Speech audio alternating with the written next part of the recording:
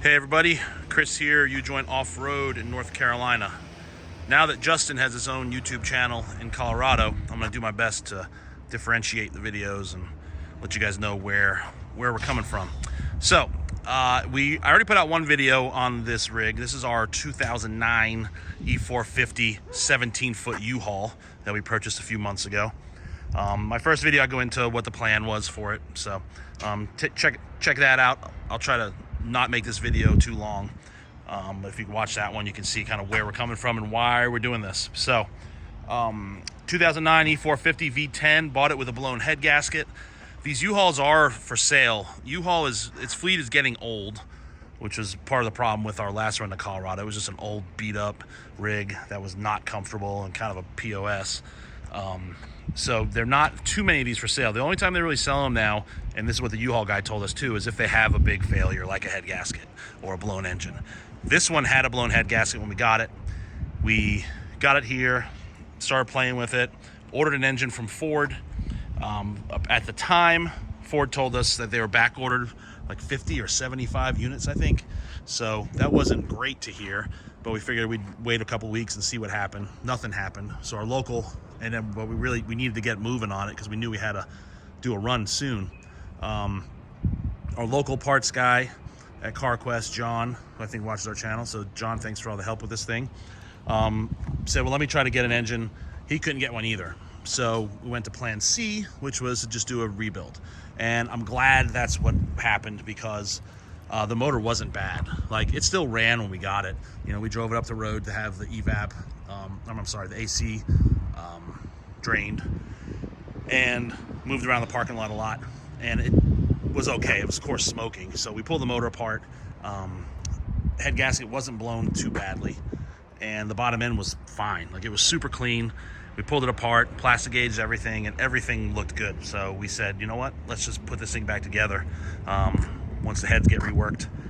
And we put it together with a bunch of new parts, of course, water pump, coils, plugs, hoses, belts, pulleys, everything. Everything that we had easy access to, we went ahead and replaced. We also put a whole new suspension under it. So one of the reasons I went with the 2008 or up was because we have so many suspension donors from these Dubai rigs and other RVs that we built. So this thing now has a brand new 2022 complete suspension under it, front and rear. So everything from hub to hub is brand new off of 2022. We had some Bilsteins that came off a build years ago, put those on it, and did a full service on the transmission. Everything looked good in there. And actually, these U-Hauls get maintained pretty well, so we got to give them credit for that, even though they don't do stuff like shocks. The first U-Haul that they gave me actually was horrible. Like, you could just feel the shocks were completely dead, and I brought it back and got another one because I said there's no way I'm driving this thing to Colorado and back. Rear drive shaft was just super rusty and probably all original, so we sent it down to our Driveline guys, had it fully rebuilt. They went up retubing the rear.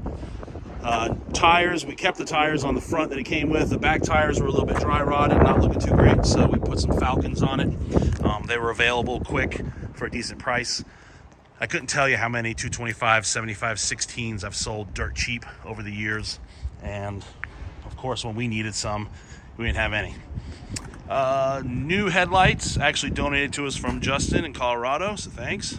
We had a chrome grille upstairs. We swapped that out, and then we put a chrome bumper from a 2021 and up. It's got the big air dam.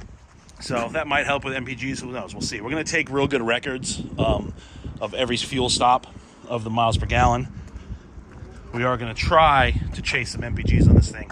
It's still geared 456 in the back. I was originally planning to swap it out to 410.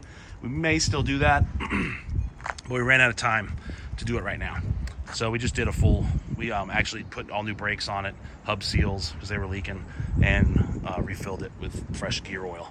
So pretty much everything is fresh or redone, except the transmission, which just got a service. So the first Cannonball run that we did in February, we learned a lot about how uncomfortable the interior was. So it was pretty horrible. So we spent a lot of time, we stripped the interior out completely and did a bunch of sound deadening, carpet, and insulated the back, carpeted it also. Had the seats redone, stock seats, just fresh fabric. decided to jazz it up a little bit with this houndstooth. It's the same material that's in my Willis. In hindsight, I should have went with an orange houndstooth.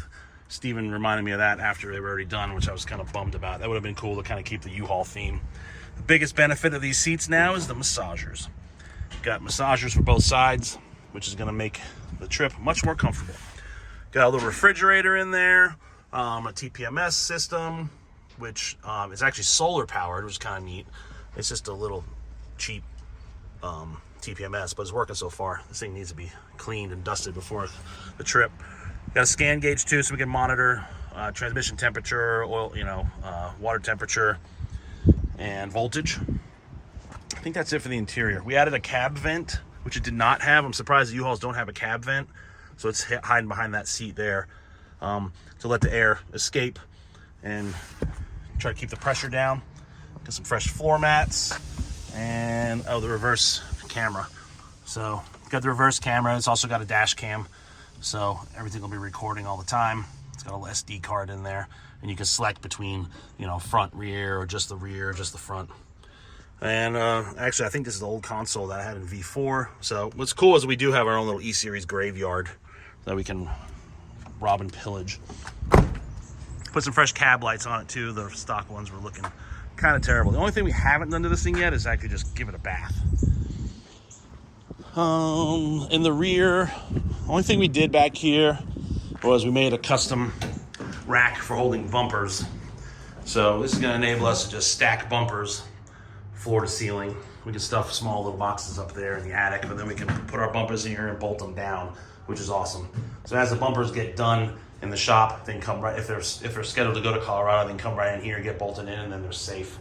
We don't have to spend a bunch of time packaging them and wrapping them and trying to keep them protected from the shipping companies. Basic tool kit. Hopefully we don't need any of this, but I want to make sure the guys have some tools in case something does happen. And that's it. The camera mounted up there. So yeah, overall we're pretty excited about it. It's been a neat project. It's rare for us to refurbish one like this.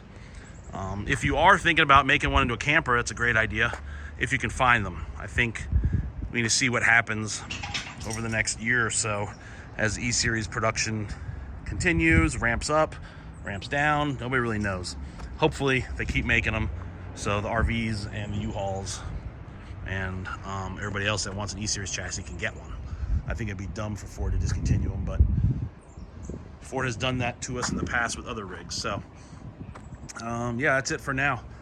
Future mods, like I said, we might change the gear ratio in the back. We also want to get a toolbox mounted. We might have to make a toolbox to go in this skirting.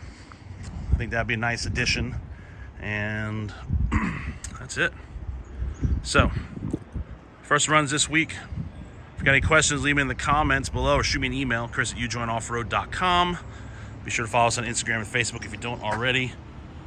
And thanks for watching.